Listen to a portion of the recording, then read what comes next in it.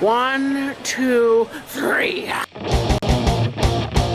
The bigger picture. That is what you Hollywood stand for. I push myself every single day to make videos.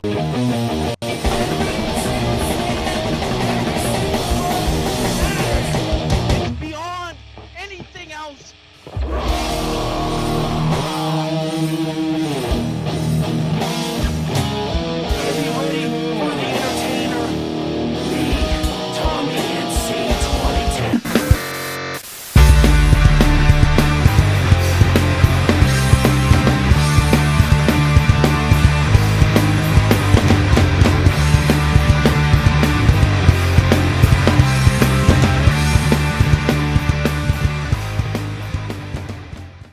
Hello folks, I'm Tommy NC 2010. We're live here from Western North Carolina, and today is Sunday, and ladies and gentlemen, I have the icon, the one and only Mr. Billy the Fridge, the rap icon, here on YouTube.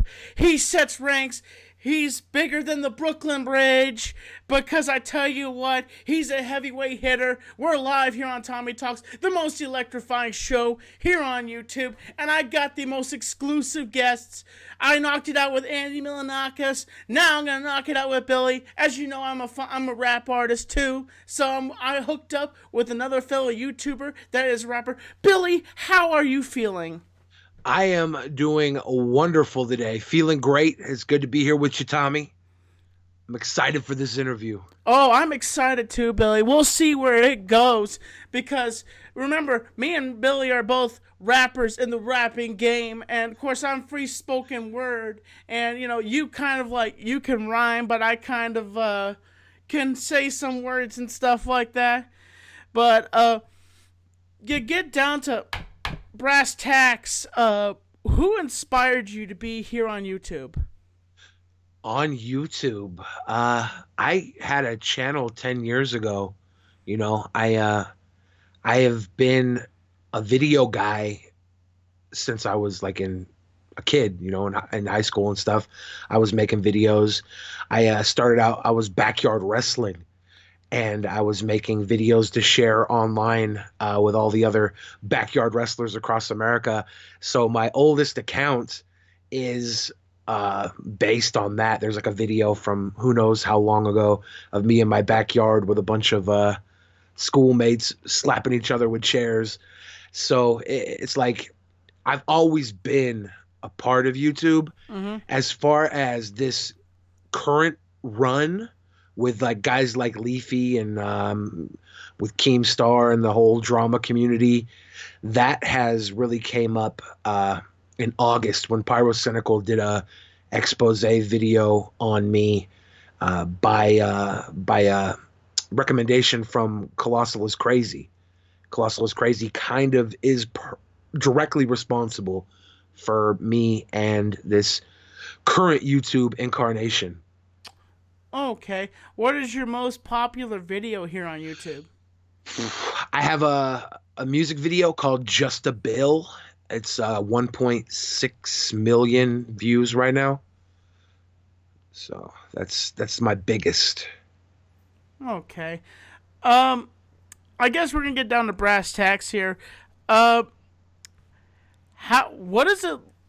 So now you make this video going after Leafy, and you make a rap song tearing him apart, and then Leafy contacts you and says, Billy, I want to be friends with you, actually. What is that like, being friends with that man?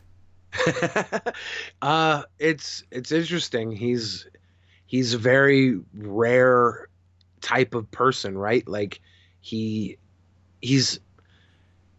internet famous. He's infamous. Like everybody knows Leafy. Like I did a video on him, and I went to hang out video. I with love the comment.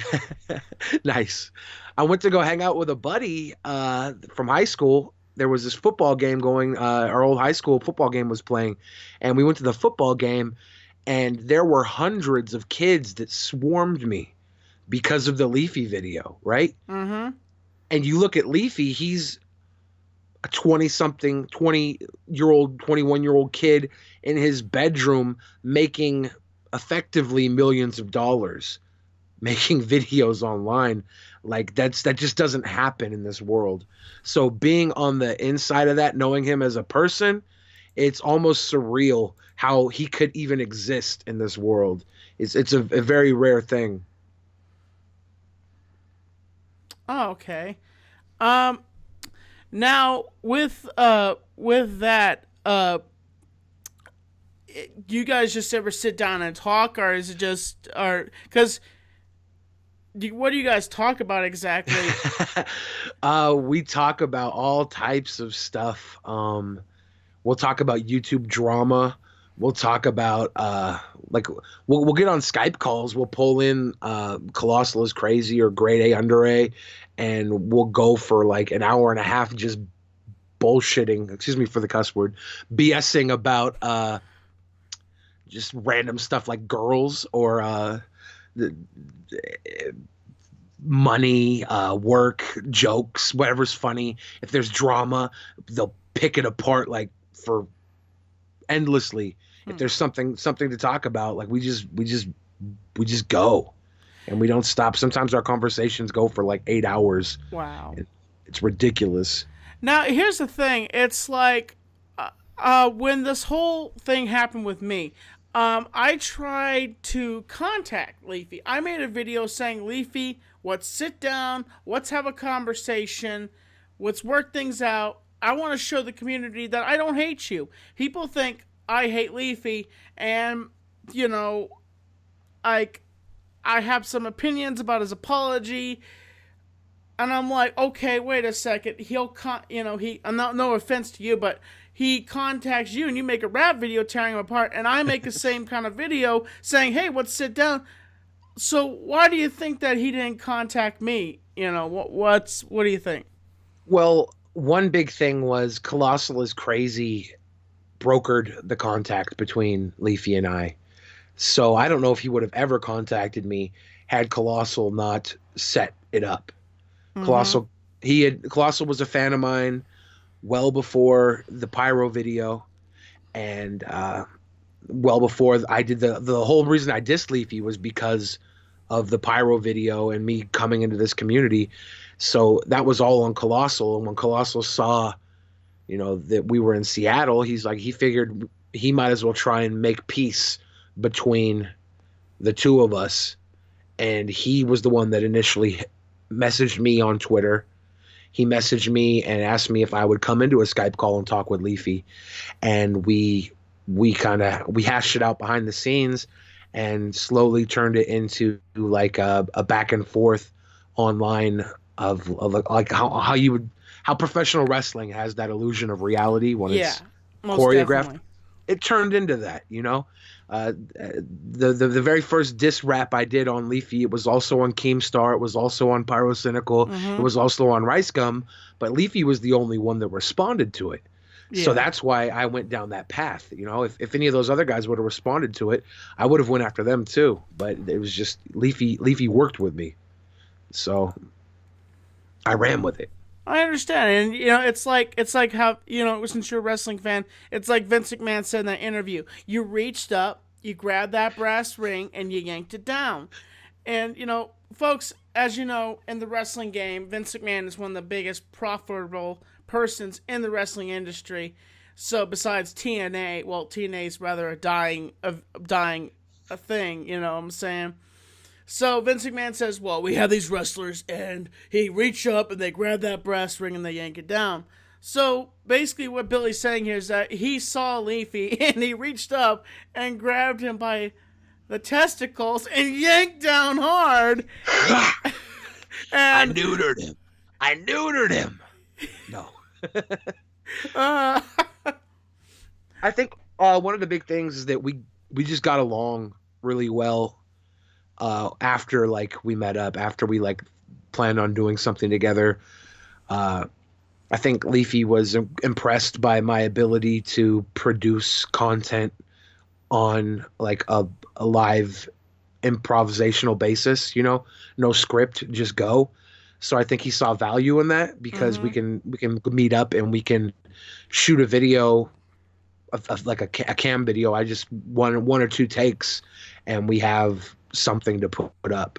Which, you know, you could say what you want about his content, but he actually does spend a lot of time looking for ideas and writing scripts and editing and all that other stuff.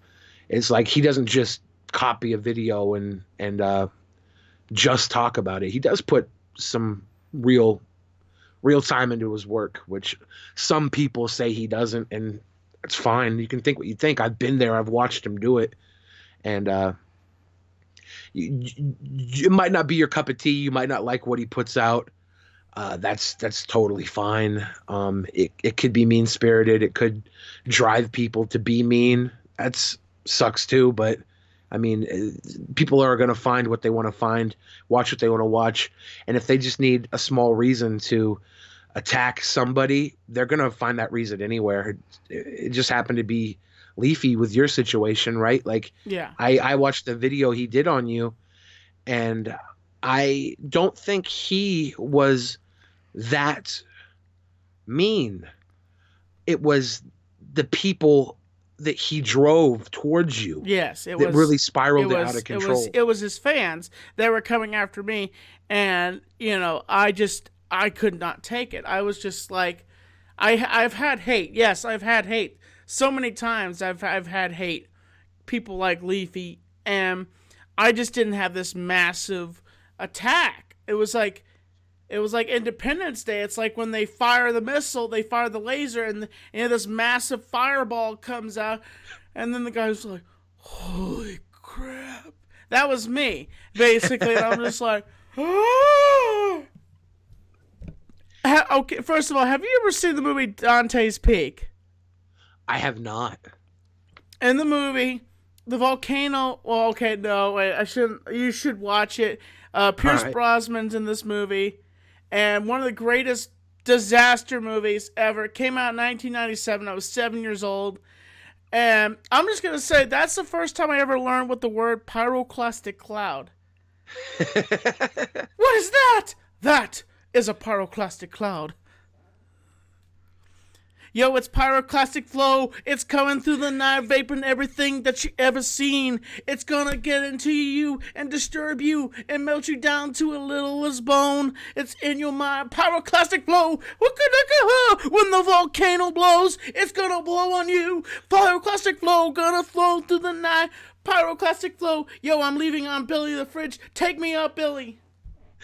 Yeah. Pyroclastic cloud. Get your ass kicked now. Talking hecka loud to Billy Fridge, you get wild and plowed over, ran down, man down. Caught in the streets with your pants down. Ask how. That's my ending thing. I go, and then I'm done. Ladies and gentlemen, Funktaculous and Billy the Fridge just made a song, and we might, you know, if I can get the recording equipment, maybe we might take it. We'll put it together and call it Pyroclastic Flow. You know, make $1 million. Make $1 million. Make it easy. You got a cutty. By the way, I just dabbed. By the way, Billy can't see me because my OBS just took over. Hey, by the way, Billy, try squishing yourself down because the camera can't see you that well. Okay. All right. Let me go back for you. Any better? Yeah, you're good right there. You're good right there. I can see. All right. So,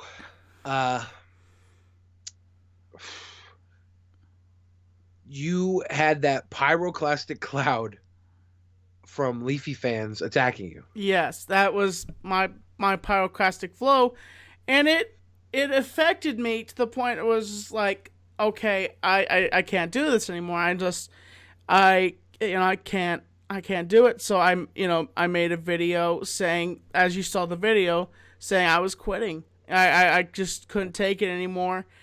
And, I did not, I just expected as, like with Stone Cold Steve Austin, I had my last match. I walk out of the ring and I'm going to walk away. I don't expect the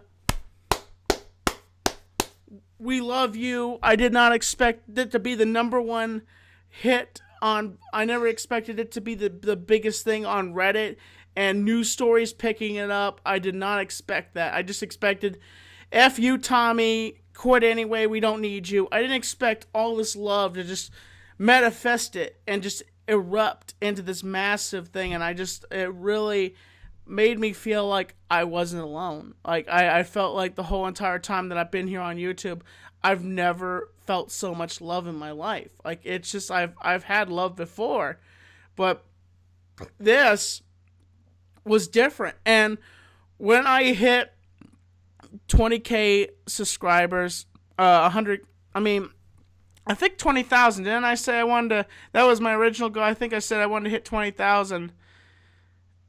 And when I hit it, I was breathless. I was shocked. I said, that's my number. That's my round number. And it just kept going up. And I'm like, the number I guesstimated that I wanted, oh my gosh. Like, but, I have to say that one thing I have to say again, I have to thank the community and everybody it contributed to that. And that's one thing I'm really grateful for is the community, how they stood up for me. And that was very much appreciative from me to the community. Yeah. But, Billy, what is one of your favorite rap songs that you've made? That I've made? Mm-hmm. I really like the song I did, Just a Bill, that had the most success. But I think my favorite writing is a song I did called Seattle Love Story. And it's one of the only serious songs I've done. It's very serious. But the writing itself is some of my proudest work. Every line in this song is a double entendre. It's telling a love story, but it's also telling the story of drug abuse. So it's like it's a dual meaning of a story. I've had people listen to it that were addicted to heroin, and they will listen to it once and not really pick it up, and then they'll listen to it twice and they'll be blown away because of how I have been able to like tell a story within the story that like can work in more than one way. It's my proudest piece of work, writing wise. And I have to say, Billy, you're a very entertaining rapper. I've listened to some of your stuff, and it's hopefully someday when you get the chance, you can listen to some Funktaculous. Yeah. I didn't have a lot of time to prepare. I was gonna listen to a little more. I just got a couple of freestyle videos in from you. Here's the thing, Billy. I just gotten back from the gym. I just started back at the gym today, and I worked on the ellipticals, and I went swimming, and then I came back home. I'm looking through my Twitter feed, and I see your face. I'm like, wait a second.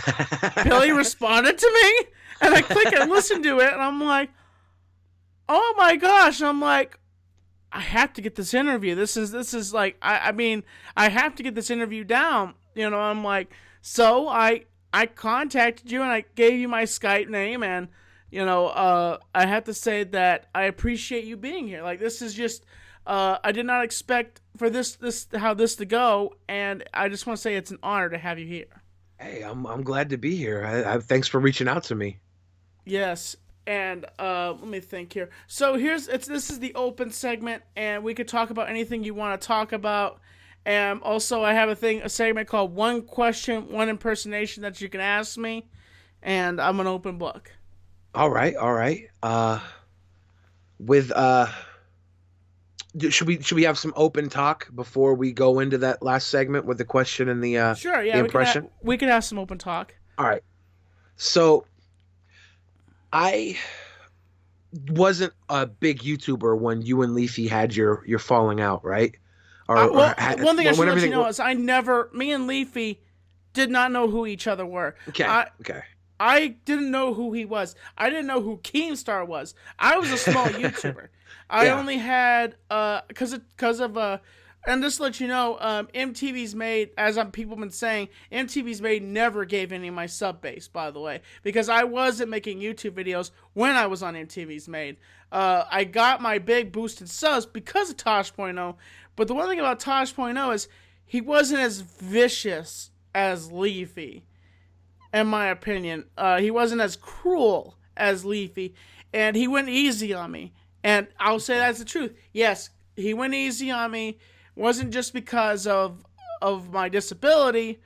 It was, he wanted to be fair with me. So, I guess maybe it was a little bit of my disability, but the thing is that, I did get some of my subs from Tosh.0 and Comedy Central, but mostly I didn't know who Leafy was before I saw the video. And then I just started, boom, everything erupted like a massive pyroclastic flow. Pyroclastic flow. So before that happened, like guys like iDubbbz and H3H3 and even Keemstar, they were all friends, right? Mm-hmm. Like they all worked together. They all were kind of coming up together at the same time. And I think when you were put into that path of Leafy and you guys had your I don't know how to explain what exactly happened when you guys had your problem.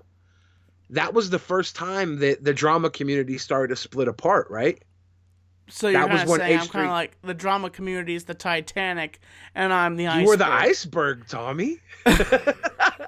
Like, think about it. If you wouldn't have saved those eggs, H3H3 and iDubbbz might not be a content cop right now. H3H3 might still be doing videos with maybe Leafy. Everybody might be friends right now. But that was the beginning of the end of the unity of the community. Well, I wasn't really trying to do that. I was saying, hey, this is my last match. I'm walking. And here's what happened.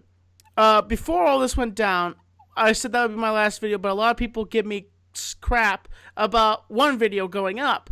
Well, here's what happened. I had edited one video and it was uploading. I forgot it was uploading. And when everything unfolded, I had made the video of me quitting, and then as that video was done, uploading and people were watching it, the other video went up, and I'm like, oh shoot! I'm like, I couldn't do anything, so I just left it there, and people, commented, why was this video uploaded if he said he was quitting? Because I didn't realize that video was being uploaded. Yeah, I had forgotten about that video. I had stepped away from my computer. And it was amazing that, I was shocked that my bandwidth, my internet was that strong that I got 2 videos up in 1 hour. Yeah, that's crazy. Yeah. And, Billy, me and you both have been exposed to this drama community. And how do you feel about this drama community and, like, what it's filled up? What's your opinion about it? I was in direct opposition of Leafy for like a good month, right? Mm-hmm. Like everybody, like for one, when I first released my diss track, I was getting Keemstar's fans hating on me, Ricegum's fans hating on me, Pyro's fans hating on me, Leafy's fans hating on me. When Leafy did the actual video, I had thousands and thousands and thousands of people attacking me. Down liking or disliking all my videos. They were threatening to come kill me. Like it was huge, the amount of attention I was getting. Luckily, my music was pretty strong that the eyes that were coming towards me, I was still getting enough people saying, hey, this is actually good. So the main video I did that was dissing Leafy in the very beginning, it's got, I think, 6,000 or 8,000 dislikes, but it's got 25,000 likes. So, like, I can see how crazy it must have been for you, because I know that rush that comes. It is hard. They are relentless. They are mean. They all want to be meaner than Leafy because they look up to him. They idolize his attacks, but they don't have the comedy behind it. Like, a lot of people say Leafy's not funny or whatever, but he tempts comedy. When people don't have that, they're just mean and they're just rude. And I can only imagine what it's like for, people who don't get that hug that you got afterwards. People who only get like attacked and downtrodden and never have that redemption, That's gotta suck. I was lucky enough that, I wanted that negative attention. That's the whole reason I made the video, because I wanted more people to look at my music, because I believe my music could stand on its own regardless of who I was calling out, and it worked for me. But for people who just get targeted in this community, in this commentary community, it can be devastating, and not everybody is as lovable as you are with the response. Not everybody gets that support that you got. So it's scary. It's dangerous, really. You never know. You never know what reactions you're gonna get. Like I said, the whole if you wouldn't have picked those eggs up off the or if you wouldn't have saved those eggs that day, you wouldn't be here right now interviewing me, most likely. You wouldn't have had that entire rush of love that came from it. But the community may be completely different as well, because that was these little things that happen. So when somebody like the Pokemon Go kid, I don't know if you've seen his video, but he was a huge target, and he's a little kid, and he's got the protection of his brother, I guess, who makes him do this crazy stuff and gets more attention. So he's lucked out. But think of how many other kids could have been in his shoes that weren't ready for that. And to have a child have to deal with that, that's scary. It's scary how powerful this can be. It is. And, you could say I kind of changed the game of the YouTube spectrum and the drama community when my thing went down. Things changed, and even the media saw into this thing, into this bubble, and it's kind of like my story popped that bubble and mixed it all up. And we can't go back. I've changed things, you can't go back. Yeah. I've changed things. I'm not saying I'm just ahead of the curve. Yeah, I'm a Joker fan, big time. Oh my gosh, I had to say, Billy, I want to say thank you so much for coming here on my show, and I don't know if you would want to do this or not. If this is too much for me to ask you about, you sit down with Leafy and ask him if he would come on my talk show, and I am pretty sure he wouldn't. He's a very, very forward-thinking person, right? Yeah. Like he doesn't look back on things, and I don't think he would want to open up that can of worms. To be honest, I'll tell him that I did your show and that you want to talk to him, but I'm almost sure that he'd be like, you know what? No. Okay. Because it was a question. If Yeah. We'll see where it goes from there. Cast the line out and see if the fish takes the bite. I mean, maybe he'll be like, yeah, let's do it. But from what I've seen of him so far, it's just not somewhere he really cares to go based on how he chooses his decisions day to day. He's just not that type of person. So understand. And I think it was hard for him to even get on the Baited podcast with when he did with Keemstar and those guys, Keemstar and Clown and Tommy C. It was hard for him to take that leap, I think. and he did it because Clown was like, "Look, this is going to be good. Do it," you know. And Yeah. that was a big platform. That was their biggest episode ever. And you know, he doesn't feel like it was that great of an episode, really. You know, like there was so many more things he wanted to say during that baited podcast that he didn't say, and it's just he just would rather not go back to things like that. He's about moving forward. He's about just he looks at YouTube as, you know, a challenge. It's a game, and he wants to play the game. He doesn't want to deal with the politics and the BS of it. He wants to win, and I don't see him digging up the past at this point. I understand. You know, I just wish he had. I mean, I just wish that we could have had that meeting. I wish that we could have sat down, and I would possibly like to see if I could work something out to be his friend. I'm a friendly guy. I don't hate. Here's the thing, folks. I don't hate Leafy. I don't hate him at all. And you know, I have nothing against him. And you know, I respect you, man. Here's my question. You said I get a question and an impression, right? Yes, sir. If you had Leafy here right now, what would you say to him? Hello, how are you doing? How do you feel?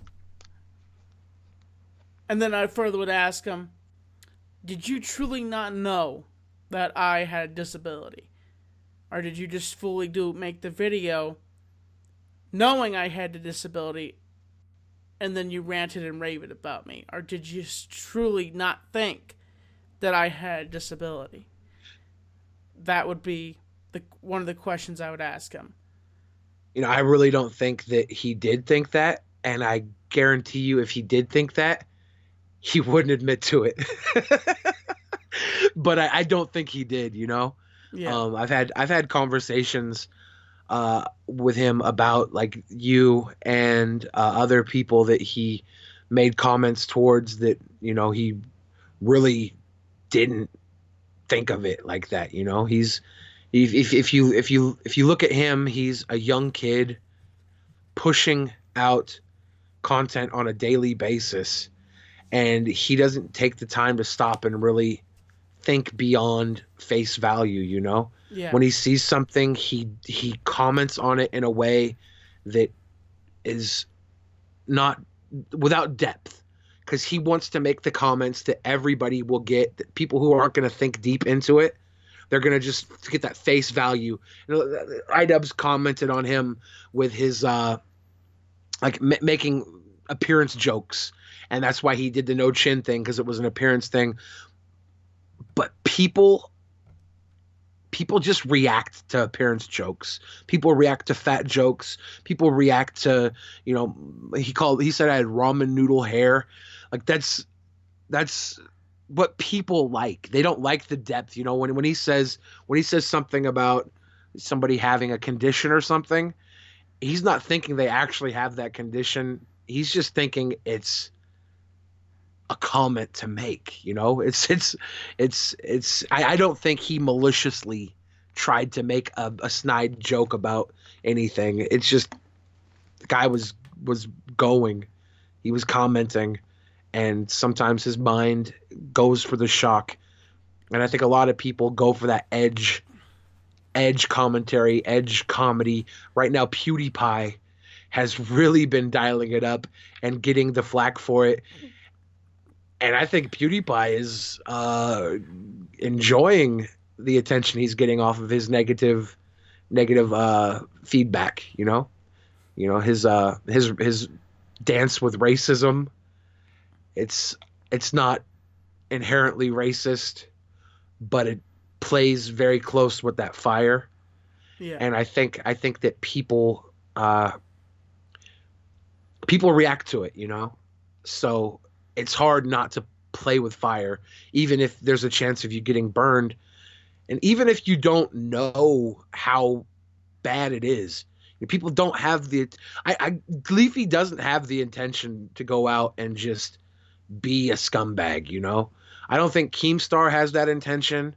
I don't think Well, I PewDiePie. could question you about him because the thing is, I'm not gonna bring it up, but there was a lot of controversy behind that, and it's very coincidental how he could be at a convention with Keemstar and they get into a helicopter and they have a conversation, and it's very sketchy. I'm just saying but I'm just gonna leave that alone. Yeah. I mean, I honestly don't even know about this helicopter conversation, so I couldn't comment on it either way. I haven't seen it, so. yeah, it wasn't public. It was a private conversation, and it was speculated from some people, and that this went down. And there was a picture of him in a helicopter. Around that time, everything went up with me and. Well, their mutual friend, Keemstar and Leafy's mutual friend, is a pilot, right? So they were just hanging out with friends in a helicopter. Like whatever was said there would have been said anywhere amongst friends, right? They were just out with a buddy. Yeah, I get what you're saying. I have to say that Billy, do you know what? Well, you have an impression. If you want to ask the impression, also. All right, I want an impression of you as Stone Cold Steve Austin cutting a promo on DJ Keemstar. Listen here, Tommy NC, M3 NC, and shoot, this is okay. You got this. Well, you want to do it as me or Stone Cold Steve Austin? You as Stone Cold Steve Austin cutting a promo on DJ Keemstar. I'm Stone Cold Steve Austin, and I'm gonna whoop your ass, Keemstar. I'm gonna take you in the center of the ring, and I'm gonna release a rattlesnake on you and whoop your ass. And if you see me coming, you better run, because the fact is, Austin 360 just said he whooped your ass. Because the fact is, that is the bottom line. Because Tommy NC 2010 says so. Yes. And that ache booty. Just question, what did you think of Raw last night? Were you kind of bored by it? I haven't watched Raw for a very long time. I check in afterwards and see what happened. Like, I'm excited to watch Royal Rumble. I'll definitely watch that. $10. $10 a month. Yeah, you can watch. Can't beat that. Nope. If you put down $100, by the way, the best thing for you to do: go to Walmart, get yourself a WWE card. It's $49, and you put it into your computer. You can watch it on your PlayStation 4. That's what I do. I truly just sit on my couch and watch it on my big screen TV. Yeah. I have a free trial right now, so I'll be watching Royal Rumble for free. Hey, man, would you mind joining in with me? You Hollywood. You know what You Hollywood is, do you? I do not. You Hollywood is YouTube. This is what we're doing. We're You Hollywooders. We're making videos every single day, and I'm trying to get people to express this hashtag You Hollywood and trying to make it larger than life. And would you mind chanting with me to grow the spectrum of You Hollywood? So are you ready? Yeah. Okay. You Hollywood. You Hollywood. You Hollywood. You Hollywood. You Hollywood. You Hollywood. You Hollywood. Good. That is the spectrum, folks. And I just want to say thank you so much, folks. You go check him out, Billy the Fridge, youtube.com/BillyTheFridge. Check out his YouTube channel. And, let me think here, Billy. How about we lead out with the keeping you on the inside fact. Subscribe, support, stay positive. And Billy, how about this? Lead us out with one of your best rap songs, and I'll end it off with you rapping, okay? All right.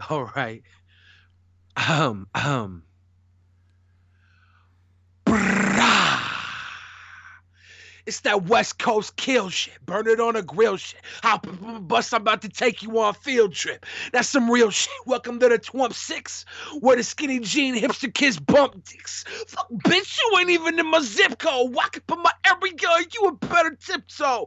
You're a bit slow, something like the Big Show. Andre the Giant boot fly into your thick skull. Eat a dick, bro, cut you like a piece of cake. No need to hate, I'm more greasy than a pizza plate. I'm real great. Nah, I fucking lied. I'm just trying to bust aside a mail order Russian bride.